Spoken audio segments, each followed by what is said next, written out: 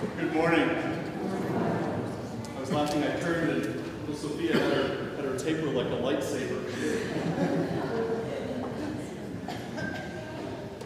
So we had two very important memorials this week. On the 10th, we celebrated the 19th anniversary of Archbishop Joseph Raya's passing. And I'll speak a little bit more about Raya in a moment. Most of the kind of the long-term folks here at St. George know him very well because he was the pastor here for a number of years. And then on the 11th, we observed the passing of Bishop Justin Najmy. And I want to talk a little bit about Bishop Justin this morning because he's a very important figure, especially this year as we observe the 300th anniversary of the formation of the Melkite Greek Catholic Church. It's important for us to know our history and to know, although Bishop Justin is considerably less colorful a figure than Archbishop Joseph Raya was, nevertheless, he's a very important person for us to know.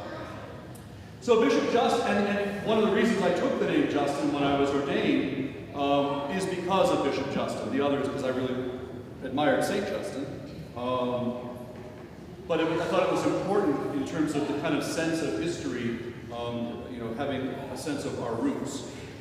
So Bishop Justin Najmy was born in Aleppo, Syria, on the Feast of St. George, April 23rd, 1898. And he did his studies in Rome. He was a Basilian Aleppian monk and was ordained on Christmas. So he had a very festal kind of life. He was ordained on Christmas in 1926. When he came to the United States, he was made the pastor of St. Basil's in Rhode Island. If you ever met Father Joey Hajar, that was his accent. And he was there for 40 years as the pastor. And in those days, we did not have our own bishop here in the United States. And so whatever parish, wherever the parish was geographically, we were under the Roman Catholic bishop. And again, we here at St. George know that very, very well because, many of the Roman Catholic bishops had no idea at all what to do with this Melkite parish. If the people came to him and said, look, our priest has passed away or he's moved, we need a new priest, a lot of times the bishops had no idea what to do.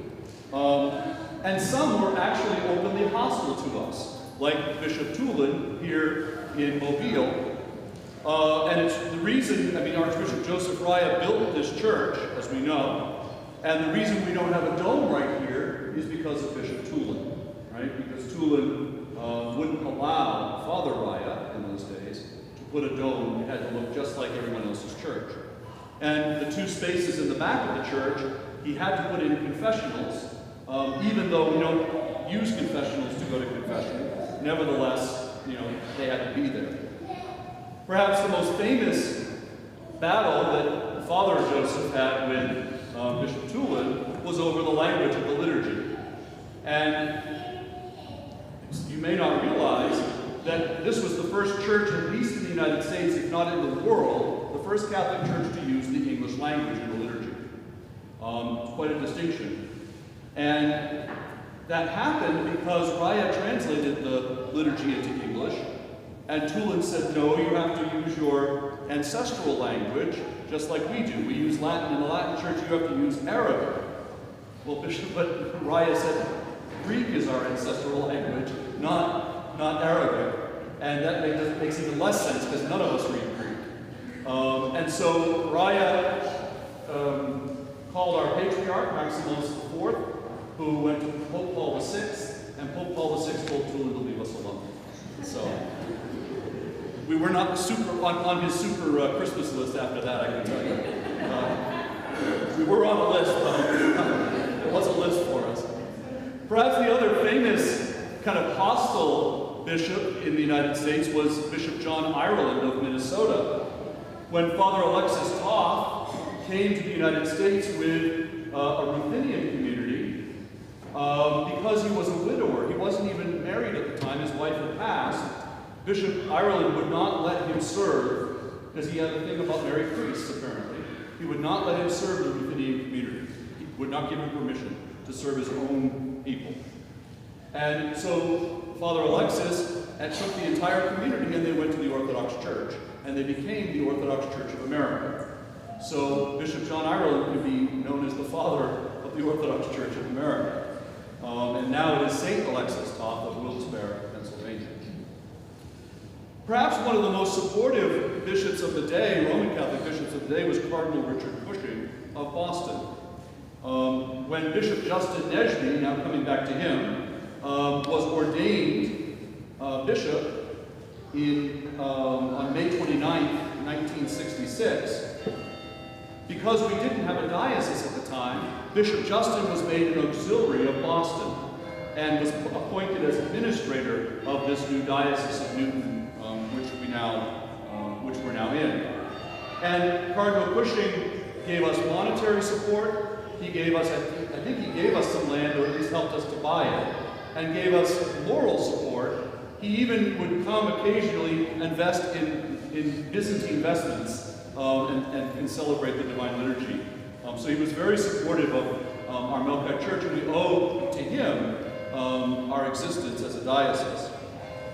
Bishop Justin continued the work that Patriarch Maximus had done a few years earlier, gathering parishes around the country, and began to kind of bring parishes, Melkite parishes, under this new diocese that was being formed, the Diocese of Newton.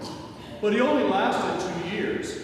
Very suddenly, Bishop Justin died of a heart attack at my alma mater, at St. Anselm College. There was a bishop's gathering every month, and he was there, and he just passed on June 11th, 1968. So he only served us for 2 years, but he was very important because he was the first bishop that we could call our own in the United States. Archbishop Joseph Terwilliger would come in 1969, and we weren't made a diocese until 1976. So why is all this important? It's important because, we feel very isolated sometimes here in Alabama. We're the only Melkites this side of Atlanta, and the other direction is Houston, before you get to another Melkite parish. But the gospel book on this throne and the gospel book on that throne is symbolic of the bishop's presence here in our parish. And so we have our own bishop, and we have our own diocese now that we're able to truly be ourselves. And we can proudly say that we are children of the Church of Antioch, we are Catholic, and we are Melkite followers of Jesus Christ.